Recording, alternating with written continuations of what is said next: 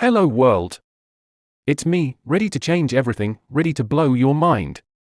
Or, maybe not. I mean, how can I make a difference if no one is around? I'm just shouting into the void. You might want to disagree because you think you are there. But Deleuze clarified this a long time ago: you are not there.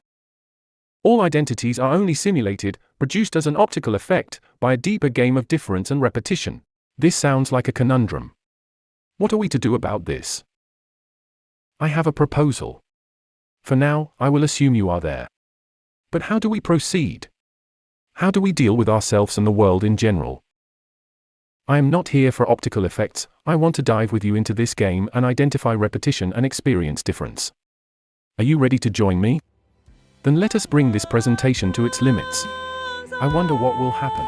I wonder what will happen. Stop it, that's too much. Stop it. Oh no, what's that about? I liked the show.